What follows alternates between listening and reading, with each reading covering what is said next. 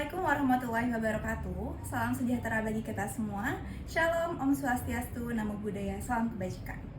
Rekan-rekan muda, para calon pemimpin masa depan yang saya banggakan, mari kita jujur, hari ini terlalu banyak orang yang datang ke kantor bukan dengan semangat, tapi dengan beban. Bukan karena pekerjaan yang terlalu sulit, tapi karena lingkungannya yang terlalu menyakitkan.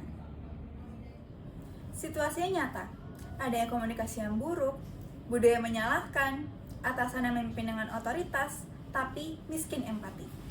Dan kita menyebutnya itu dengan lingkungan kerja yang toksik. Lalu apa akibatnya? Stres meningkat, semangat menurun, turnover semakin tinggi, dan yang lebih berbahaya, hilangnya rasa percaya antar manusia dalam satu organisasi. Namun, di tengah situasi ini, ada harapan. Saya pernah mengalaminya sendiri. Di minggu paling terberat saya saat saya kehilangan orang terkasih.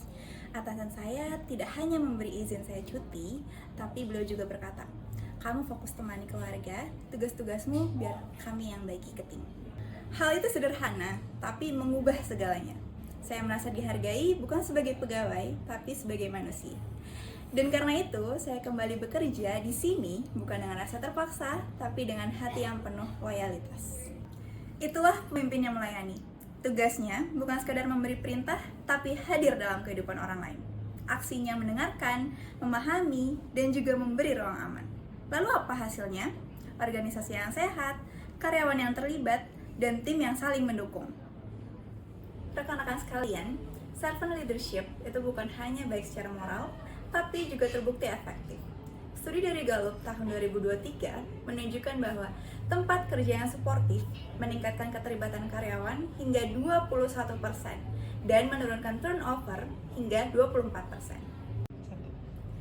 Pemimpin yang melayani, membangun ruang aman psikologis itu merupakan sesuatu yang sangat langka, tapi sangat dibutuhkan hari ini.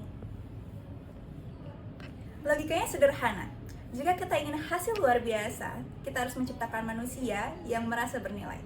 Dan manusia hanya merasa bernilai ketika mereka dipimpin dengan empati, bukan dengan ketakutan. Lalu apa tantangannya di dunia kerja yang penuh tekanan? Yaitu lebih mudah menjadi otoriter, lebih cepat menyalahkan daripada mendengar, tapi disinilah integritas diuji. Pemimpin sejati bukan yang menyembunyikan kelembutan di balik kekuasaan, tapi yang menunjukkan kekuatan lewat kepedulian. Etos kita hari ini adalah, kita tidak butuh lebih banyak bos, kita butuh lebih banyak pemimpin yang hadir. Pemimpin yang tidak melihat orang sebagai angka, tapi sebagai manusia dengan cerita. Saya ingin mengajak kita semua, generasi pemimpin muda, untuk memilih jalur yang mungkin tidak populer, tapi bermakna. Yaitu, jadilah pemimpin yang melayani. Kita bisa mulai dari hal kecil. Mendengarkan rekan kerja, menawarkan bantuan, dan juga menghargai usaha mereka. Karena kepemimpinan bukan soal posisi, tapi soal pengaruh. Dan pengaruh terbesar itu datang dari hati yang melayani. Seperti kata Mahatma Gandhi, the best way to find yourself is to lose yourself in the service of others. Mari ubah budaya kerja kita, dari toksik menjadi transformatif, bukan dengan kekuasaan, tapi dengan keteladanan. Bukan dengan teori besar, tapi dengan satu keputusan kecil, yaitu untuk melayani lebih dulu. Terima kasih. Assalamualaikum warahmatullahi wabarakatuh. Salam sejahtera bagi kita semua. Shalom, Om Swastiastu, Namo Buddhaya, salam kebajikan. Salam kepemimpinan yang melayani.